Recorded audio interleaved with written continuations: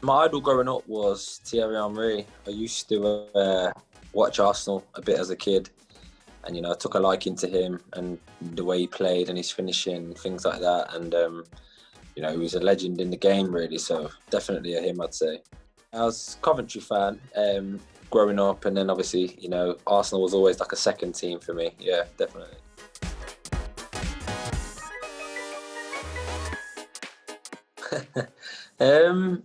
It's a long way from where I have been living. I've noticed it's less sunny up here, really, which is expected.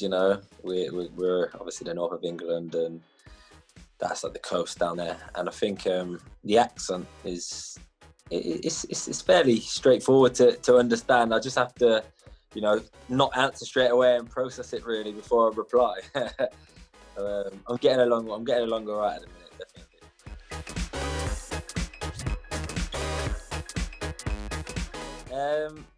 Ronaldo, just because he's done it in a number of leagues, whereas I think Messi, he stayed sort of in the Liga. Sometimes it's in your comfort zone, and I think Ronaldo's actually tested himself and his stats back that up as well. So I'd go with him.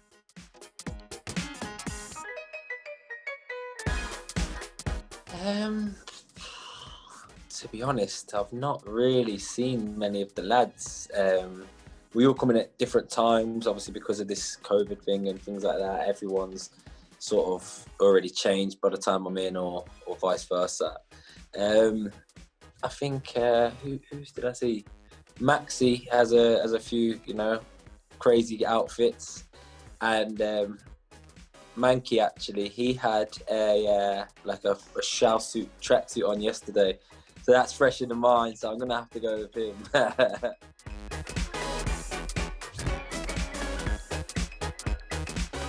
I would listen to probably like hip hop, R&B kind of music. Like rappers in and different things like that. Really, a lot of the stuff that they talk about and say is sort of you can resonate with and relates to sort of my life and experiences. Really, so I guess I like probably listening to that to humble myself before I go out and train and play. Definitely.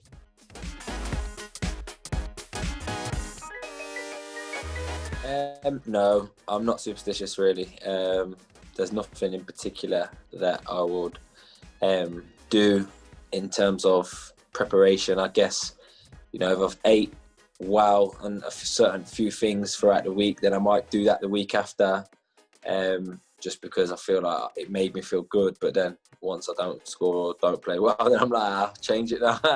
So yeah, you could say a little, I guess. I actually put the socks on the wrong way around. Apparently, Joe Linton was telling me, he said the stripes that down the outside should be on the outside, not on the inside. So I was all over the shop first few games, I think. I can't actually remember how I had them from game to game. It was just he then told me, I think it was at Tottenham away, and then I made sure.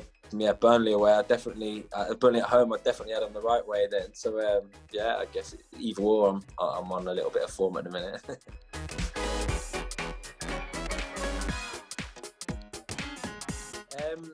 For me, I think you're going to have times where you feel in a bit of a darker place. You feel like the end is so far away, but you've just got to trust the process. Looking at me, I've been there, I've done it twice, 9 months each time, and there's been a lot of times throughout that where I thought, actually, this ain't really for me. I've already done it once and come back, and I've done my ACL again. I'm doing all this work, and then it could happen again, and you've just got to be as positive as you can. Cut out the negativity, don't let it creep in, and just work hard at it. There's going to be different stages, like I say, when you feel a little bit low, like lethargic, and like you don't really want to do it. But they're the times where you gain the most. Really, you have to push through, and I'd say just believe that you're going to get fit again. Like I said, work hard and be as positive as you can, and I'm sure that the time will fly by whilst you're injured.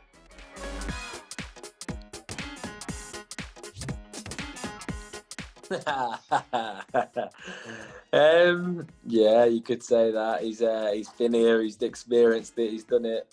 You know, I guess he's a more senior player, so yeah, he can play that role in that from that part of the film. The film's inspirational in terms of, you know, the journey and things like that, and that's what I liked, because I was basically at the bottom and worked my way up to get here to this point. Just waiting for the fans to get back now. I disappointed scoring 2 at St James's Park with no fans there. You know, technically one of them could have potentially been the winner, and you want to be celebrating that like it's a match winner in a full house. And I'm just waiting for that time when, you know, I think the fans will be back in and it's packed again, and I think it will only elevate your performance, definitely.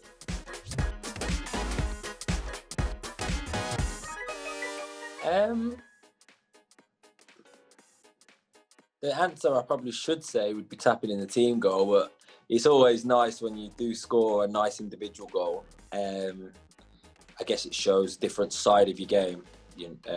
For me, my goal against Burnley was prime example, and against probably West Ham as well. Just being in the right place at the right time. I feel that I enjoy them goals more because it's something that it just comes quite natural to me, and it's, you know, it's like an instinctive thing, and I feel that's probably from years of repetition, of being in that situation and being in the wrong place, that now I'm putting myself in the right place. And the more times you can do that, and the more times young players watch football and see where the goals are scored and where strikers are taking up the positions in the box, I think you can learn a lot from that. And that's what I did as a kid.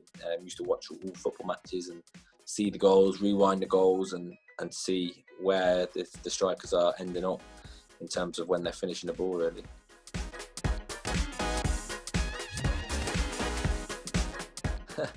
Well, at the minute, since moving up here, I've been eating a jammy Biscoff Blondie from Cake Stories, and I can't keep away from it. But it's started to become my little ritual now, because I'm playing well with it, so I feel like I have to keep it up. But I think long term, it's gonna be more detrimental than beneficial to me. It's a lovely Biscoff Blondie. Yeah, it's so nice. I talk about it all the time, just because when you're eating it, it's like one of them, you don't want it to end, you know. Lovely stuff.